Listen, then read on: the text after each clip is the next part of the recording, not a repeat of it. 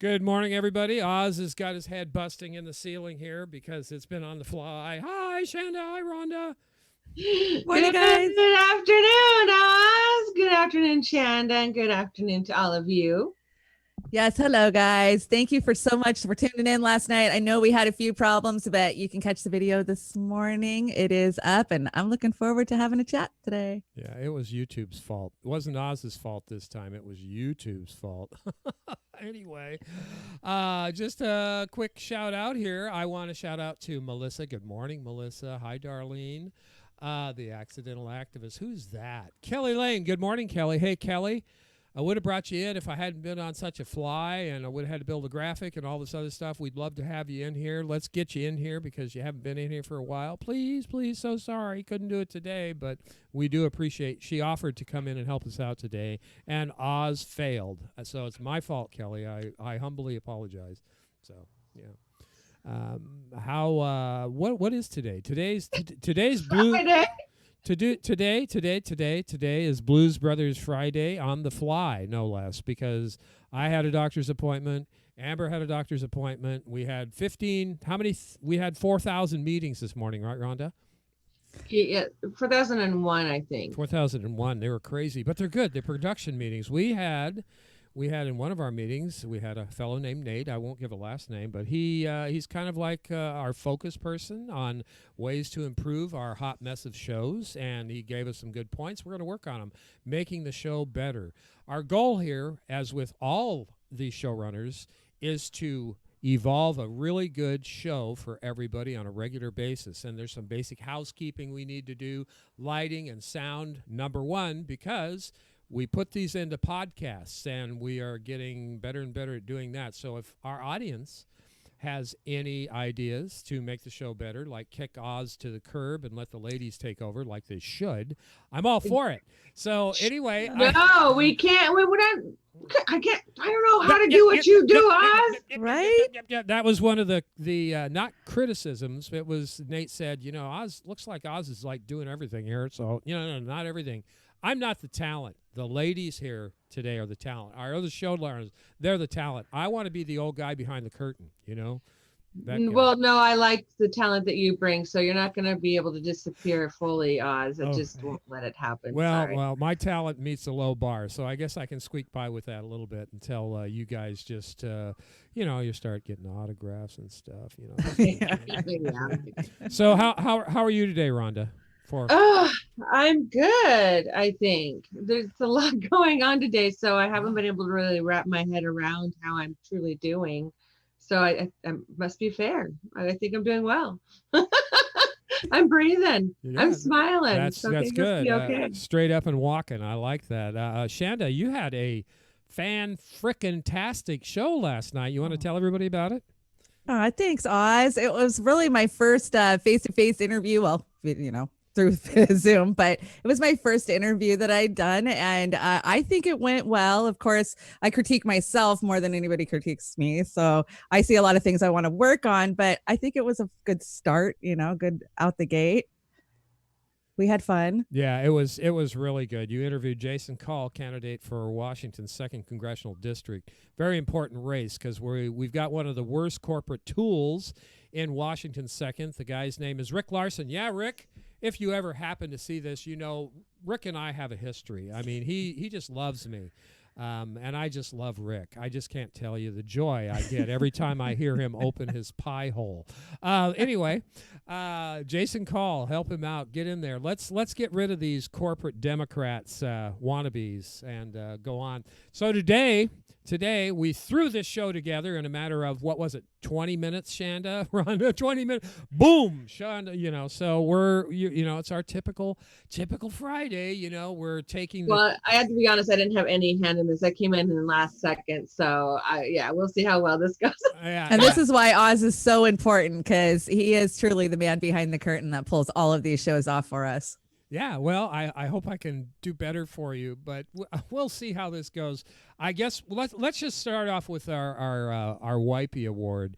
Wipey Award is the New York Slimes Award we give to people that we feel have made a contribution to the dialogue on a daily basis, who have said something that's either uber offensive to us or to somebody else, or pointing out facts. In this case, we have our Wipey Award winner, which I get to choose, because if there's one thing I want to do is have say on that.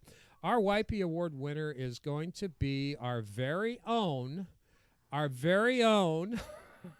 John Ellis. Once again, another 2-time Wipey Award winner.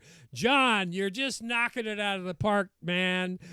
John wanted to let everybody know, or ask the question. Let me see if I can get this honed in so everybody can read it, and then I'll read it. Yeah, it's a little off center. Okay, John said, "Hey, Bernie Sanders, how long are you going to keep propping up Joe Biden? He is unfit for office, and you knew that. You knew that once. I'm not voting for that racist POS." What does POS mean?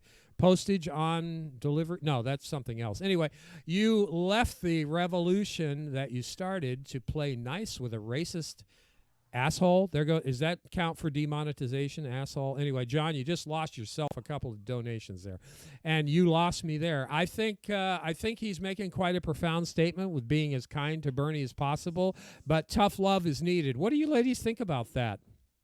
51% of Bernie Sanders supporters polled say they will not support Biden. So, just this fall in line. You've got to do what the establishment's telling you to do.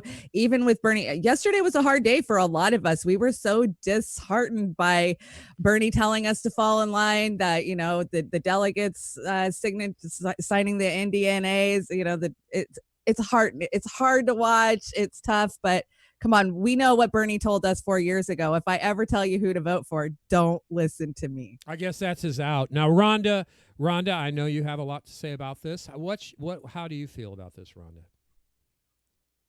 Like I said a little bit yesterday about how I felt with it. I'm a little saddened that he's still pushing. I know that he said, we should expect him to come out and support the Democratic nominee. I get it. But Joe should not be the Democratic nominee, and that's what he should be saying.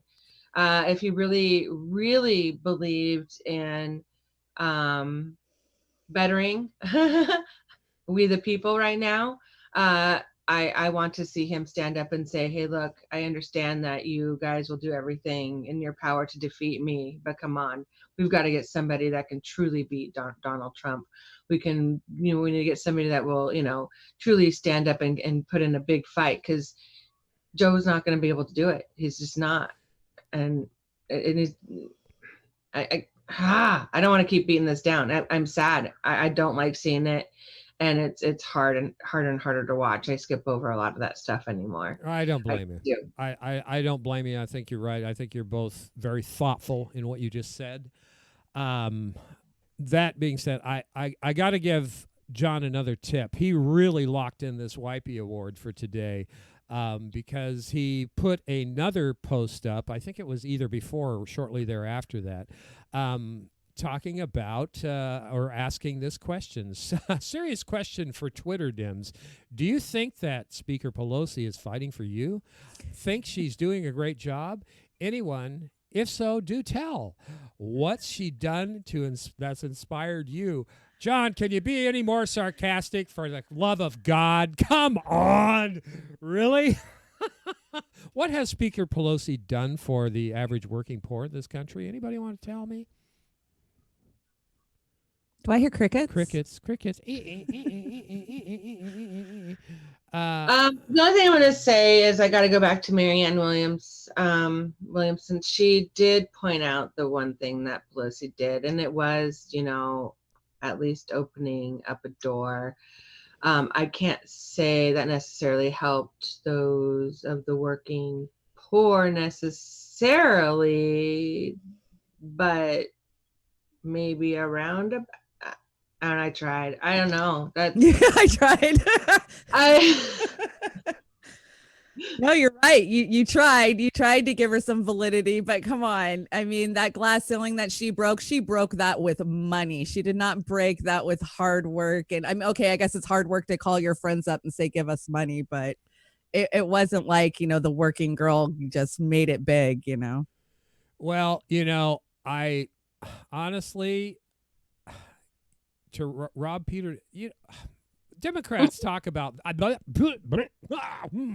Democrats talk about values all the time, and I had to respond to John on this one. I know that he may or may not look at my stuff once in a while, but the Land of Oz here says there is no evidence to support the notion that Pelosi is working for people, only some rich people. Kind of mean thing to ask, John. Sincere, we know the facts. Keep it up. So I'm encouraging John just to keep it up, because we need to step up and speak out on this this shell game, this shit show, this disaster that has got us to the point, or the precipice once again, where we're going to be given a choice between bad and worse, or worse and bad, and I don't know what you call it, lesser evil, that kind of garbage. So let's go into this, where John was talking about a racist POS. That's postal something, postal service, whatever. Or am I trying to avoid that? Let me see if I can cue this up. Any more thoughts on the Wipey Award and John receiving it today? But while I try and find this.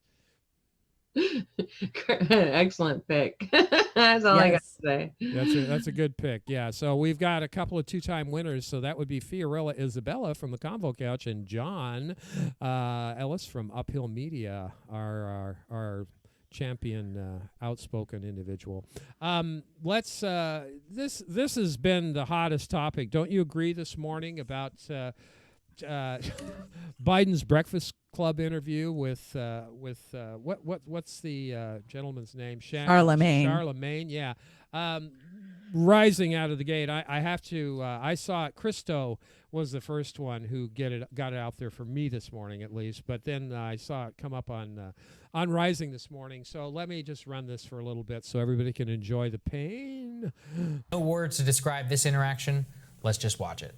You got more questions, but I tell you, if you have a problem figuring out whether you're for me or Trump, and you ain't black. It don't have nothing to do with Trump. It has to do with the fact I want something for my community. I would love to see. Take a look at my record, man. I extended the voting rights 25 years.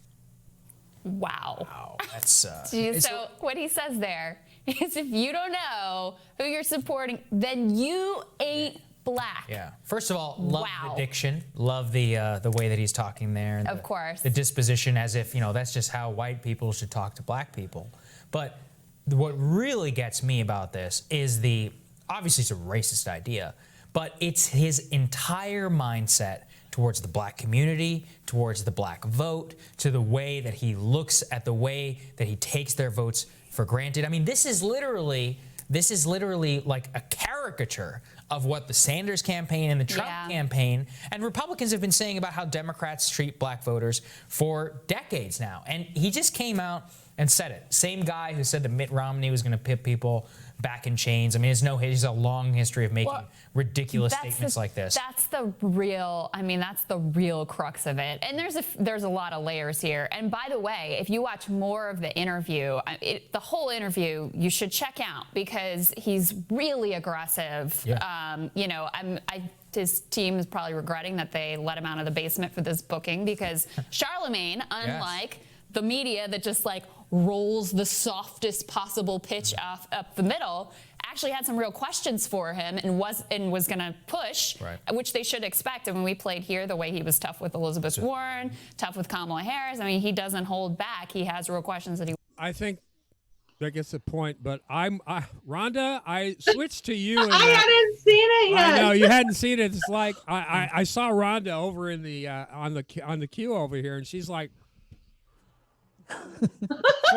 And that wasn't just for just one. It was like for like the majority of that clip, and it goes. So, Rhonda, give us your thoughts on that, please. This is fucking ridiculous, y'all. I mean, okay, no. I have to go. I'm gonna have to go watch that whole freaking thing now. Thank you very much. But no.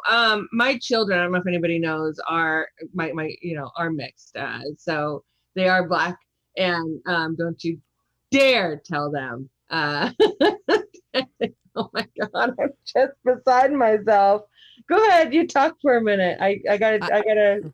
Shanda. I find it sad. I find it sad because this is exactly what the Democrats do. They just demand the people of color vote. They don't give them anything. Come on, we know what Biden's done to the Black community with his bills. I mean, his bills alone are locking up brown and Black men, in this country.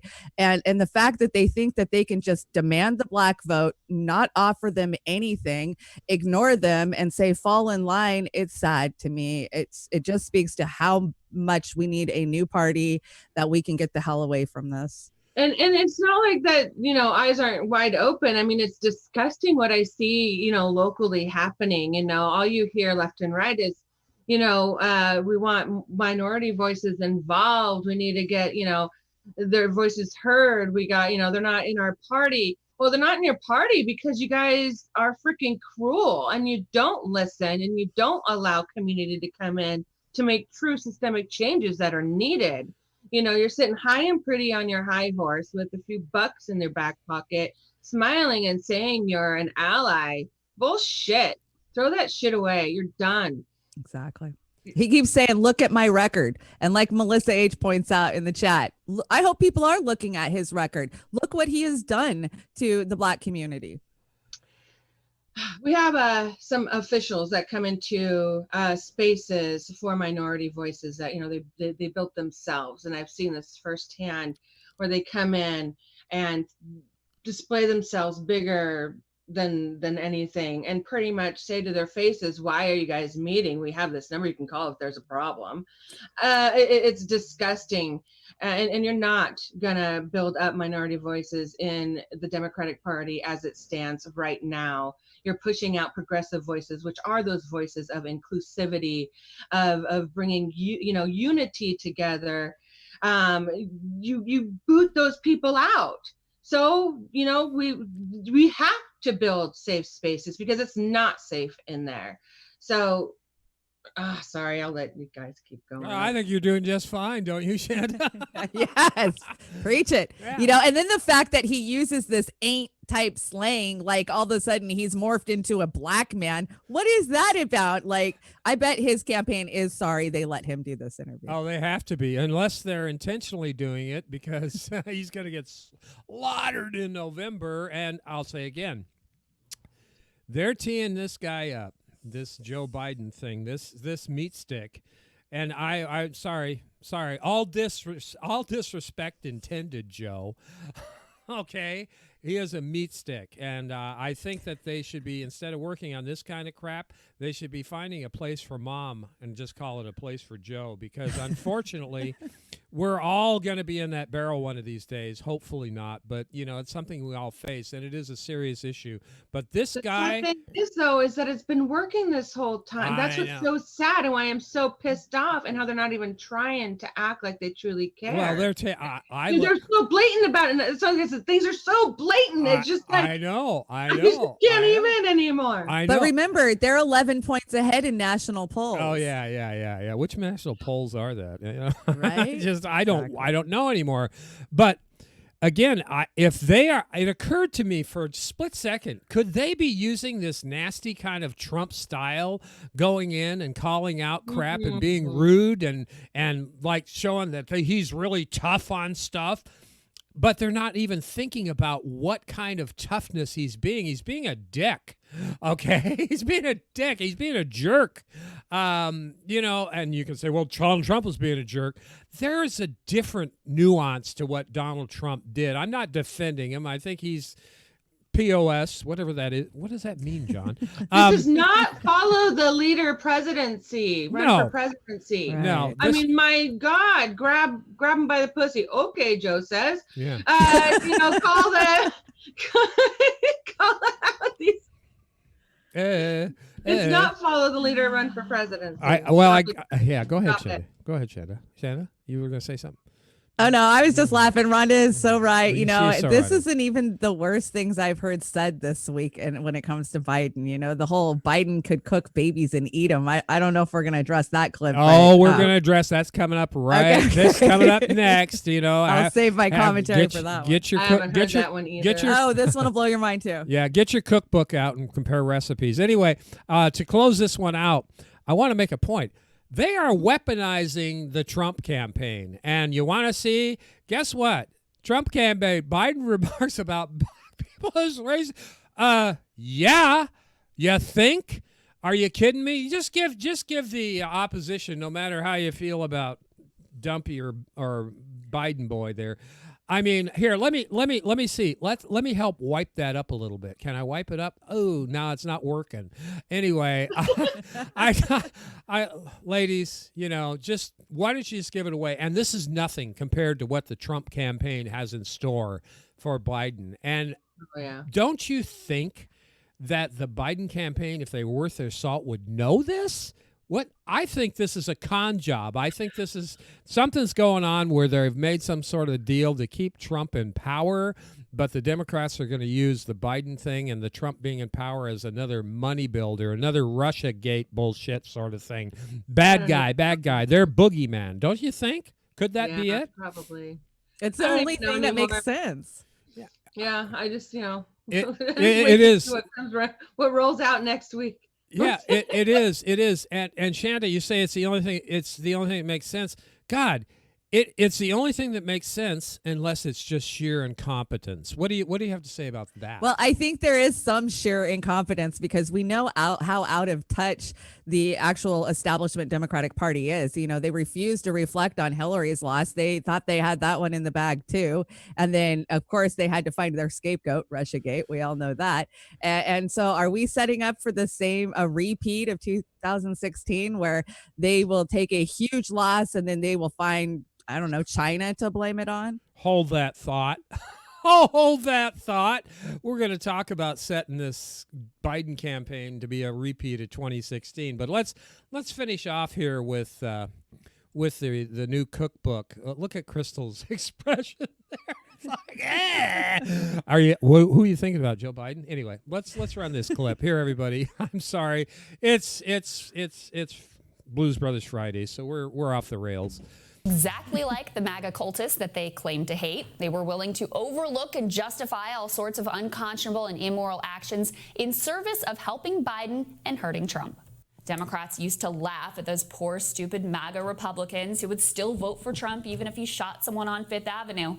Now they have become exactly what they claim to hate. We're now reduced to the point where, yes, Joe Biden could shoot someone on Fifth Avenue, and Democrats would just argue that if you really think about it, Trump's failed coronavirus response has killed more Americans, so gotta vote blue. Because when a politician and an election is viewed as an actual nation and life-destroying existential threat, there's no limit to what you'll accept, what you'll justify, or what wrongs you yourself will commit in order to eliminate that threat. Well, folks, got a little bit of an update on that front because a writer at The Nation has just added some really important context to the conversation. In an article about why she does not believe Tara Reade, but even if she did, she really wouldn't care, Katha Pollitt opens up with this line: I would vote for Joe Biden if he boiled babies and ate them. He wasn't my candidate, but taking back the White House is that important. Wow. Katha is... I'll let that go a little bit more, but Rhonda, what are you doing? You slapping yourself on the side of the head? Shanda, look at them both. Look at both the ladies. They got the hands there. It's like, did I really witness this? You know, you were just saying, you know, wonder if they're trying to be as catching as what Trump did or whatever. You know, this is the same as Trump. You know, actually, it's worse than Trump saying I can go and shoot somebody in the street and my people will still vote for me. I'll eat a fucking baby. Where, yeah. Are you kidding me? This is supposed to be the liberal left. Yeah, fall back on the dead baby jokes. I don't understand this. I mean, this is feeding right into the right wingers. Yes, especially the ones that are conspiracy theorists. Putting it right on their plate, like baby and all. I mean, come on. This is ridiculous. I mean, this is real shit happening right now. Yeah. Yeah. While people in this country are losing their jobs, are losing their homes, are losing their health care. They're losing their lives, Shanda. People are exactly. dying right now, not just because of COVID, but the lack of healthcare in general, period. And we're talking about, wow. Okay. Yeah. Well, yeah. I mean, maybe we should have held off and used the Matrix and the 13th floor metaphor for today, because Yeah. this is surreal, man. I mean, well, I'm going to vote for Joe Biden anyway, even though he'd boil and eat dead babies. What the hell is that? We've come to just such a sad, just disgusting. Yeah. It's in our history, to where we look what we've got, folks. That's this is a hell of a campaign slogan there, Joe. Are you kidding me? Hey, we got to make a shout out. Kelly Lane. Boy, they're chatting it up today. Hey, Nate's in the house. Nate is. Hi, Nate. Hi, Nate. Great meeting this morning. Thanks for your cues on things we need to work on making this show better and other shows better. We're definitely open-minded. We don't have the corner on doing any of this stuff. We're all brand new, and that's what we need. So we want a good eye. People who have been doing things similarly with radio and television and things like that, but you're going to start with a clean slate. We are not full of baggage like some of those other folks, so we're very pliable and open to ideas. So anyway, Kelly Lane there again. God, she's just Kelly. Chatter, Kelly. Keep it up. Melissa. Hi, Melissa. Let me see. Did I miss anybody today? Barbara. I didn't. I miss Barbara. I didn't. Hi, Barbara. Okay, and there's Al. He's at the top of the page. Hey, Al and Darlene. Okay, now we're back. Okay, let's just let this run for a few more seconds to see if she makes any other cringeworthy insights into this, and then we'll get on to the next point that you guys keep getting ahead of me on. Really bravely exploring the outer reaches of the lesser of two evils philosophy and just what sort of atrocities it might justify. So following Kath's lead, let's just explore this a little bit further. So hypothetically, what if he ate boiled babies and shot someone on Fifth Avenue? Still lesser evil then? What if Biden put the same number of babies in cages as Trump, but he let them out one day earlier? Now, if Trump is literally Hitler, what if Biden committed a massacre but stopped short of full-on genocide? What do you think, guys?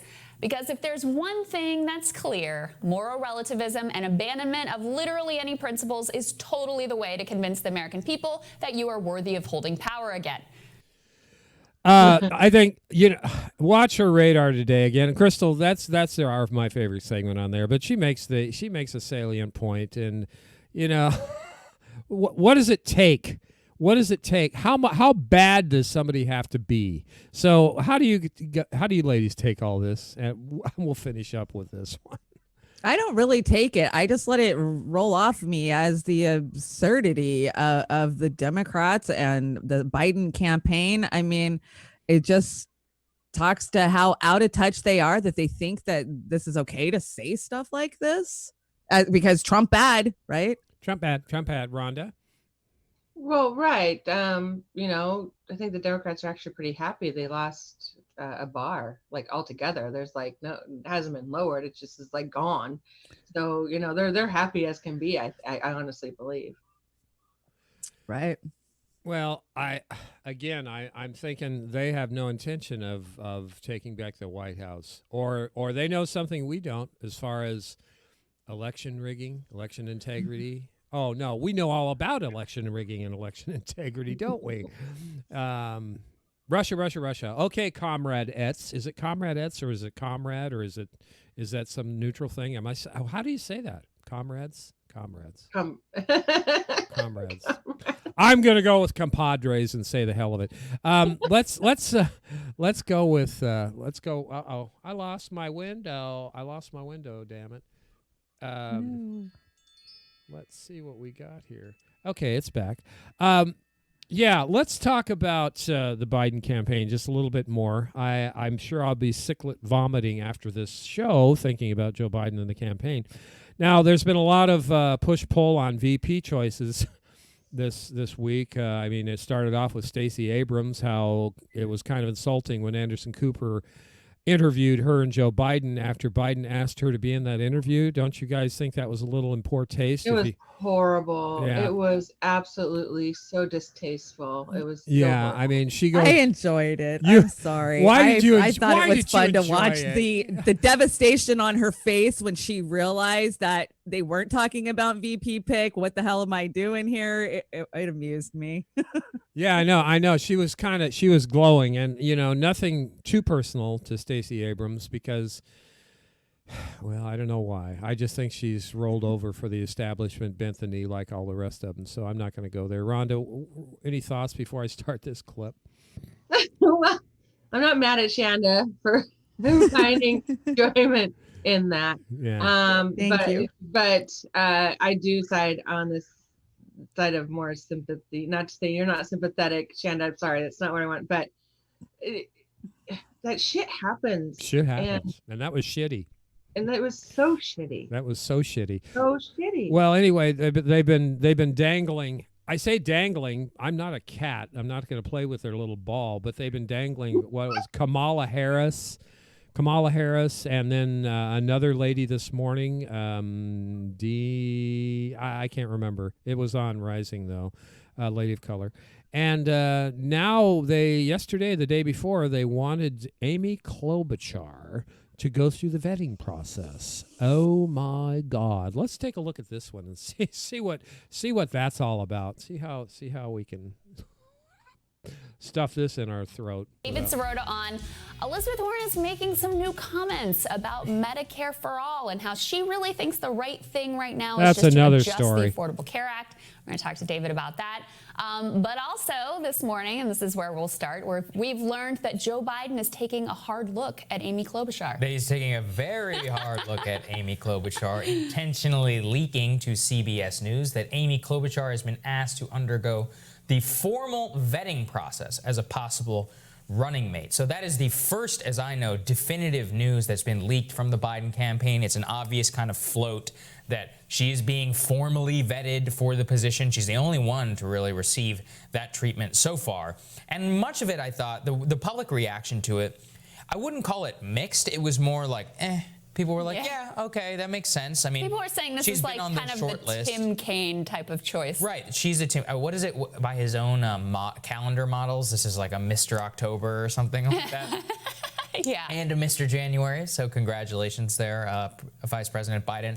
Which is what he was. That's So what it he makes said he sense was. that that's what he would look for. The way that their campaign, I think, is looking at this is very much the one we've diagnosed their path to victory, which is hold fast, stay in the basement, be inoffensive, don't drive the news cycle, allow Trump and the Republicans to drive the news cycle, hope and pray that it just continues along this path because they're up 11 points, coast right into victory. And like we said, it's working right now. Guys up 11 points in the last two national polls that have been released. Florida, the seniors continue to defect from President Trump and from the Republican Party. Razor tight majority.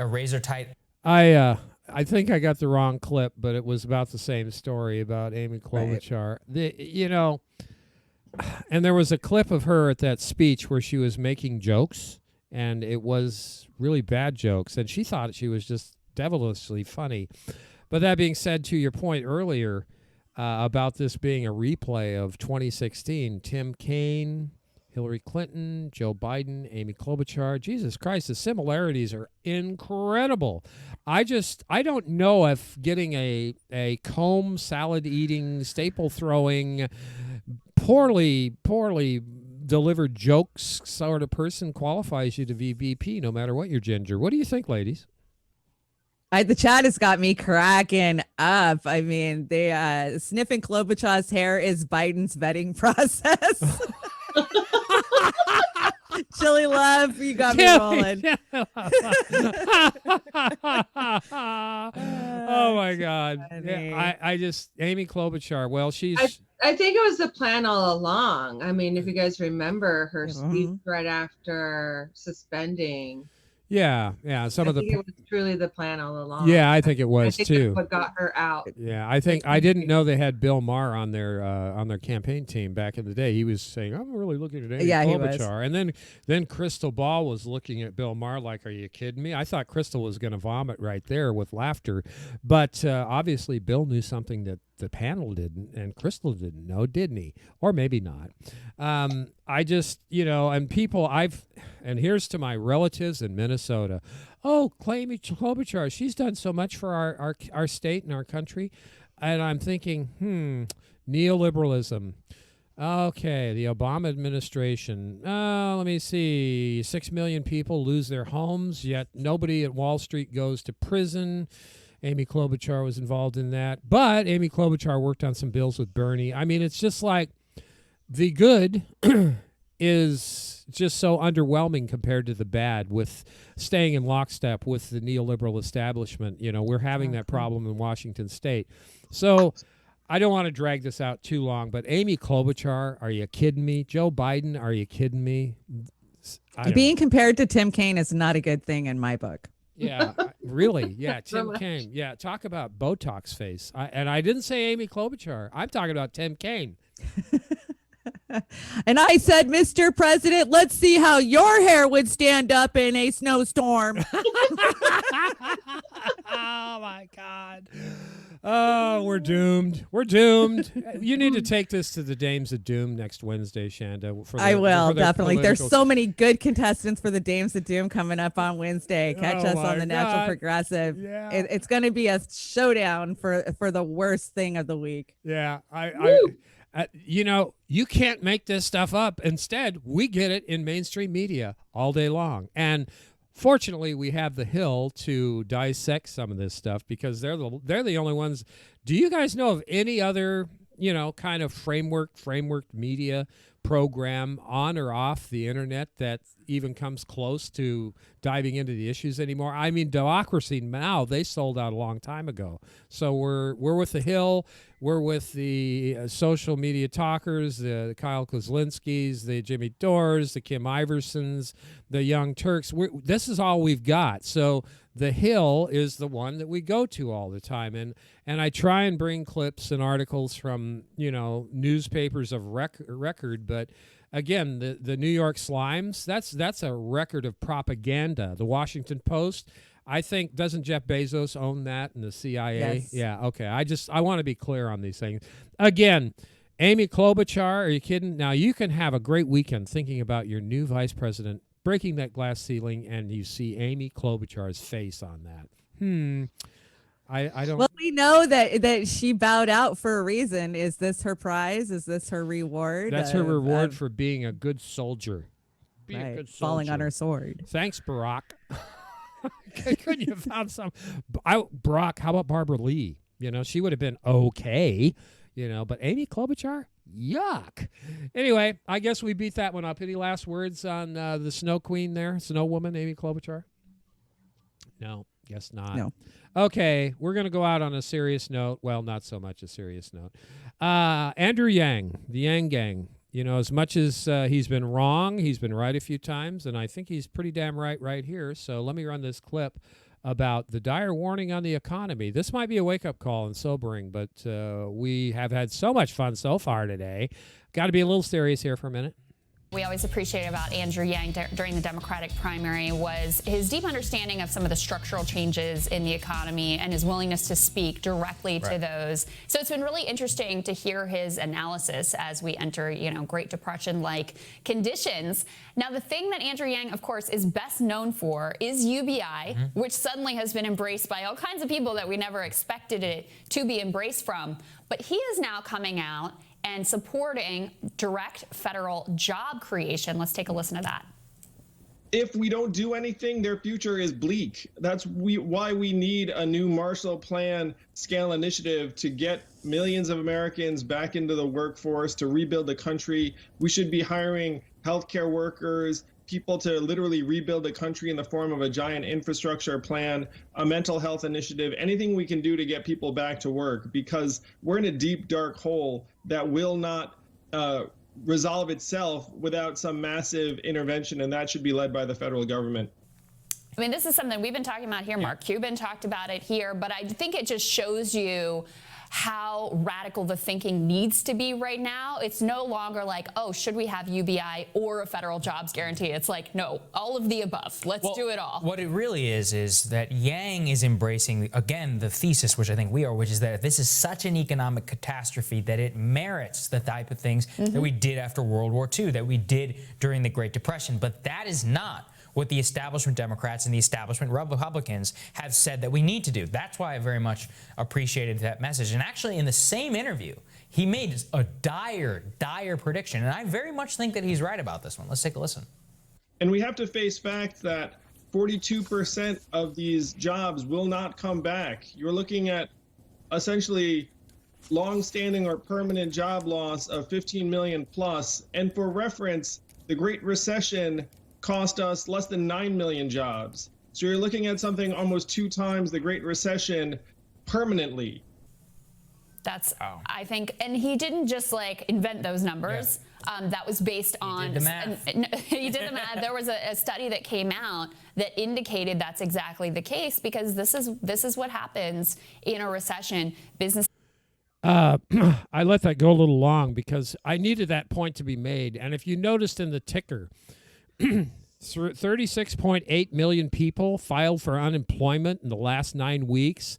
Hello, guess what? We could talk to our friend Suzanne Murphy about that, and she'd really give us a talking to about how that's going to affect going forward, recovering from this pandemic mess. How do you ladies feel about what this is really damn serious? I'm glad we have some serious people left that can speak onto things. What jobs are the ones being affected this time around? Well, they just closed like 243 JCPenney's across the country. Museums are set to not ever reopen. I mean, these type of jobs are not going to come back. And I'm thankful that Yang is out there actually talked about these things for the last year. But I got to say, I didn't support a UBI up until 2017. I supported a federal jobs guarantee as part of, a Green New Deal or, a New Deal. But I didn't understand how much a UBI would free people up creatively. And until I met a group at the People Summit in Chicago that actually had run a study where they took a group of people and they gave them $2,000 a month. And the things that they found out from doing that study were amazing. How people didn't just stop working. They didn't just go lay on their couch and watch Netflix because their bills were paid. It actually allowed them to, free up to do the things that they wanted to do. They were more creative and they were more successful because of it. I love that we're talking about this. It's so needed. It's going to be so needed. That's true. I've always been, curious about the UBI. But when I was looking into it, you really do want to look at those fine prints of how that would be implemented. So I think just UBI across the board saying it's great is a little bit harmful, because it can come from a bad place or take away from places that are really, anyway. But the idea of it, yes, especially with what's going on now and a big shift in automation. I mean, we know that this was all needed to come anyway. And there is plenty of jobs out there. Our infrastructure is crumbling all around us. That's just one place to start. But let's look at it like Courtney, came up with a caregiver's basic income at the very minimum to start off with. If people are really worried about a UBI, just basic everywhere. But anyway, this is a really deep conversation. The chat is asking, how does that not lead to inflation if we just created a UBI? Oz, what's your take on that? Well, I'm going to come out of left field on that. How do we pay for these ongoing military wars of empire and regime change? What's that doing to inflation? I'm sorry to answer a question with a question. It goes back to that modern monetary theory, how the Fed has been magically creating money, and moreover, are borrowing. We're borrowing to do most of this stuff. That's destroying us. In my opinion, the dollar bill, and I'll say this again, I said it this week, our dollar should be, if it was for real, probably 30 cents on the dollar, which would mean economic disaster for any country, when their base monetary system drops to 30% of what its perceived value is or its buying power. I'm not an economist. I'm not a money expert. Joey's probably more on that than I am. But I will say again, it's all about military might. Our money is based on our ability to go over and take other people's shit in other countries.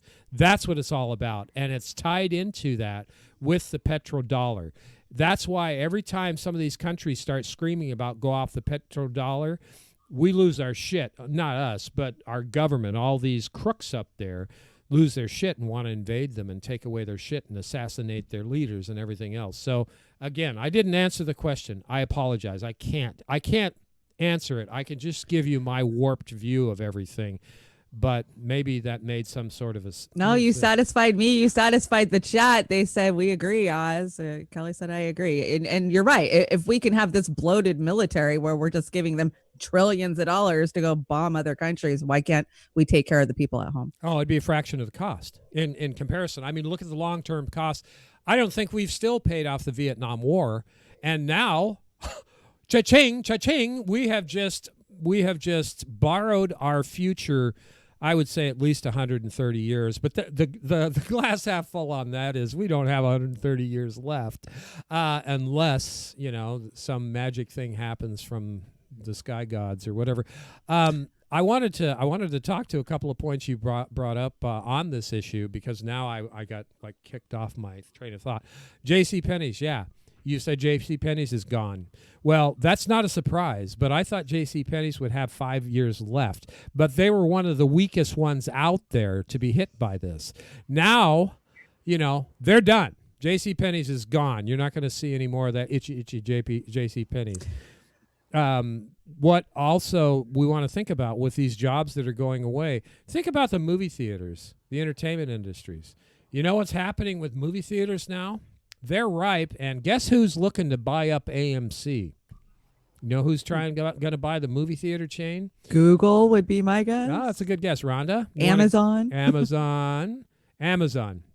The son of Satan there is looking at purchasing, if I could be wrong, but that's what I read, is that he's thinking about buying up AMC. So he'll own that now. So I wish he'd just buy me up and give me $1 million grub stake and I could go sit in the corner and watch it burn down. Not really. I want to go out swinging with you ladies and everybody else in this group. So think about all the cottage industry jobs that people, my wife, her coffee, Joey's Coffee, please help. Wonderful coffee. Here's a moment. Joey's Coffee, is it any good, ladies? Oh, it's delicious. Excellent. Okay, but the cottage industry, the people at the farmers markets that are doing crafting and selling, they're done. Will they come back? Maybe. But final point on this, UBI, the 2,000, like you said, Rhonda, $2,000 a month. How's that going to affect us? Just to expand on that a little bit, I think I went into it a little bit with the the money, the economy thing, where it's coming from, how it's going to affect our bottom line or our costs. Other countries are doing this, UBI, a similar UBI situation. They're getting $2,000 a month. They're not getting thrown out of their homes. I mean, other countries, I think Canada's one of them. I think they get a $2,000 a month. I don't know if anybody's in the chat, but they're getting that $2,000. Now, granted, the buying power varies again, and that's another rabbit hole to go down to. But they're getting $2,000 or the equivalent to what it would be. They have national universal health care, single payer, Medicare, whatever the F you want to call it. People have a human right to health care, period. So they get the $2,000. They got the health care. That's like gold to us. What would that do if you had that $2,000 and national universal Medicare for all health care? What would that do for you?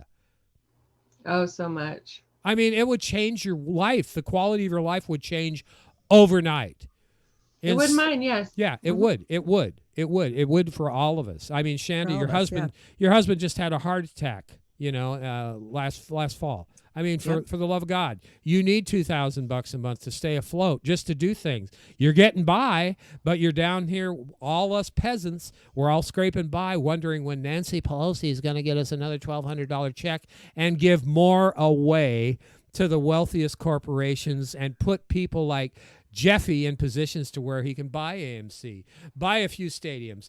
Let's rename these sports arenas appropriately. The Bezos Arena or the Jeff's Jewel or something like that. Forget these other entities. I grew up in Portland, Oregon, and they used to call the Portland, Oregon, the Rose Garden. It was a beautiful name. We were proud of that. And then back about 10 years ago, all these insurance companies wanted their branding out there. So what did they change? The Memorial Gardens, the Rose Gardens in Portland, what did they change their name to? The Moda Center, a fucking insurance company's name. Wow, that really gives me pride of ownership in our sports arena where we had concerts and everything. Makes me sick to my stomach. This is what we've come to. I got to get off my soapbox. Ladies, last word on this. I think that UBI is a conversation that we need to have. So many are on different levels of understanding of MMT. I'm looking forward to hopefully sitting down with Steve Grumbine, who we all know, is screaming about this the loudest within the progressive movement, and just clarifying some facts, because even myself, I'm not comfortable talking about it because I don't understand every argument about it. Yeah, me too. Rhonda, you feel the same way? Shanda, can we request that you get in touch with Stephanie Kelton as well? Yes, anybody who wants to help, I really make my brain clear about this issue, so I don't feel like a fool. Yeah, when we I'm really, to discuss it. and some people are, MMT, whatever, but it's true. It's true to the sense of I accept the premise. I want to hear what they have to say about it. But the bottom line is they're creating money out of thin air, magic money out of thin air, and it's screwing up the economies, not only this country, of the world. So we don't have a real thing. It's just like monopoly money that gets us interacting. And I don't even want to go to crypto and Bitcoin because I'm having to do that now. That's another headache. I mean, my head's going to explode with all this. Rhonda, last word on this topic. I think this was our serious part today. No, I agree. I am open to seeing, I do think we need to have a better system in place than the safety nets that they have here. Something needs to happen because they're using it as fear, keeping people in line. So I'm interested in seeing how it's looking to be implemented. I just can't sign off altogether on it yet, but I am interested it's always good to be cautious of everything because it has such long-term effects, and once we get entrenched in that sort of problem, then it just becomes worse. We can see that with our neoliberal incumbents right now. They're just, Republicans bad, but neoliberals bad too because they're all on the same team. I wanted just to give Melissa a shout out here. She was asking a little while ago. I didn't get a chance to respond. What did she say? She said something, uphill media, how would the club break the glass ceiling, ? She wouldn't be the first woman VP candidate. I need to clarify. That's a good question. Either I misspoke or I didn't add the codicil to that, Melissa. If she's elected, I think she would be breaking the glass ceiling. And now if I screwed up the context of what I'm saying, what I said back then, I apologize. That is not my goal because my word is my bond, my credibility, my standing in society is about having a voice. If anybody catches me saying anything, it really is misspeaking. It's not lying because I get on these jags and I'm shut up, Oz, let the girls talk. But that's my answer. Was that sufficient, do you think, ladies? That answer? Yes, no, you're right. If she is elected, she will actually break a ceiling that we've never held the VP spot yet. Yes, we've had some run, but I agree.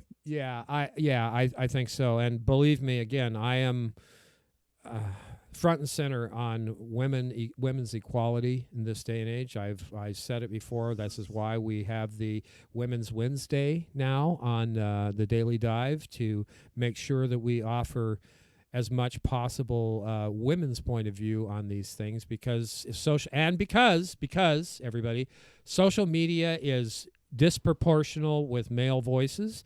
That is why, okay? I want to be clear on that because some people wrinkle up their nose and think I'm trying to make a stand other than what's right in my view. So again, this has been fun today. We miss our Amber. She's at the doctor, and I think she's going in there. What? She's got a problem with mustache hair. Is that what her issue is? Or She's gonna kick your She's ass. she's going to kick my Terrible. ass. Kick my ass. We're Amber, gonna kick your ass for her. kick my ass. Kick my ass. No, she doesn't have a problem with mustache hair. It's that. It's that eyebrows. We'll get it The behind you, Beautiful. Amber. bushy eyebrows. That's what it is. Okay. It is Blues Brothers Friday.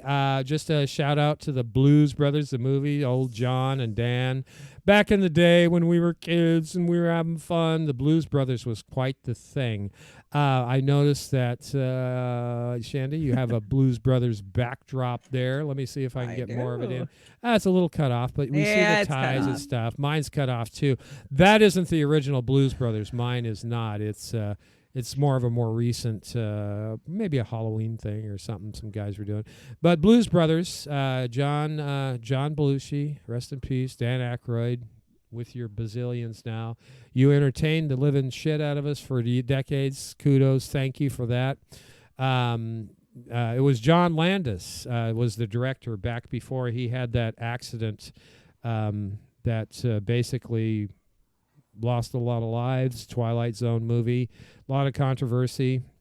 Sad situation. I don't know who was culpable, but I know it went for a long time. Blues Brothers. It's got a 7.9 on the IMDb. They're kind of stingy, like I said, but I think that it speaks for itself. So let's pop the trailer in here. Tell us to shut up. We're running out of time. And here we go. Blues Brothers, 1980. Dan and John. You'd better get bright, pal. We got a show to do. Then we got to figure out some way to collect that gate money. Get it to the Cook County Assessor's office as soon as they open in the morning. Joliet, Jake, and Elwood Blues.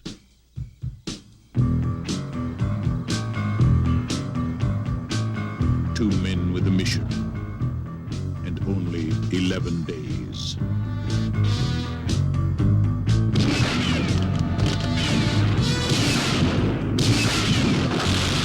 And don't come back until you've redeemed yourselves. Our Lady of Blessed Acceleration, don't fail me now.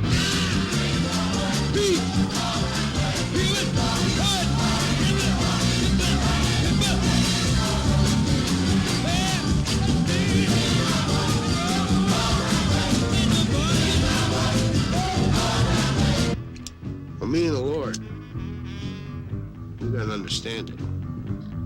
We're on a mission from God.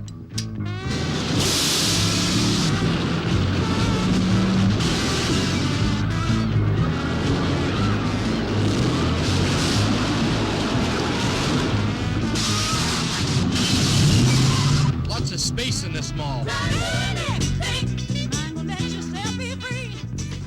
Walking around every day playing games and taking scores. Trying to make other people lose their mind. Well, be careful you don't lose yours. Yeah, click. How are you going to raise $5,000 in 11 days without ripping off somebody? Dance to the jailhouse rock. Dance to the jailhouse rock. Dance to the jailhouse rock. I remain celibate for you.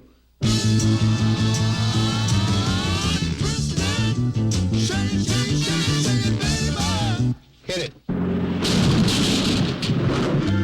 heart's calculating. My true love will be waiting. If my estimations are correct, we should be very close. Well, that was It should kind be of classified more as a musical. yeah. shouldn't it? It's honest to God, those were the days, man, where you didn't have any cares of the world. Maybe you had some cares of the world. Again, Blues Brothers, 1980. Well, ladies, it's been a great show today. What do we have coming up, Rhonda? We got something coming up tonight or tomorrow? Oh shoot, what is it? Friday? Friday. Tomorrow, Saturday, we have our town hall. We have 3 candidates we are going to talk with. So we're looking forward to that. It's Rebecca Parson, Joshua Collins, and Mariana Everson. So don't miss out on that. What else do we have? We've got- Are the guys doing Sunday show? Yeah, we got No Joke. Yeah, we got No Joke with Marcus and Dennis tomorrow. It's looking to be a pretty good show. He dropped me the slide deck today, and I was laughing at the first slide. So check out No Joke tomorrow morning, 10 o'clock from Germany via Olympia, Washington. And then we have this blonde lady on Sunday after Larry Taylor's show. Blonde lady? A blonde lady, a serious blonde lady. Who might that be? Serious? Tell us about that Am show. I serious? Tell I us am about the that serious blonde, but today it's my birthday weekend, so I'm having a little fun this weekend. But yes, join me Sunday at noon. We're gonna get serious because we're talking with Al Suarez, who was an embassy protector, the Venezuelan embassy, and we're gonna talk about these de facto coups, and we're gonna talk about what is going on in the Caribbean too. So Oh, I can't wait for that, Shanda. Oh yeah, that's going to Dang. be a good one. That's a serious show with a serious blonde, accidental actress. Sunday brunch at noon. Okay, guys, it's time to say goodbye. We hit an hour, pretty close. Have a great weekend. Thank you so much. Thanks, Nate, Melissa, Kelly, Barbara, Franklin Will Brown, and let me see, who else do we have in there? Did I miss anybody? I think that's about it. We shouted them out before. Jilly Love. So have a great Thank you weekend. all again. Yeah, have a great weekend. We've got Outgo Song kind of like trying to get in the groove for our Blues Brothers Friday and on to the weekend. These are some soul gals doing Soul Man in 2013. They were introduced by Rod Stewart. So have a great weekend, everybody. Thanks, ladies. Bye-bye. Thank y'all. Bye-bye. My fabulous band. Give the band a round of applause. Guy's going to introduce this one over the intro.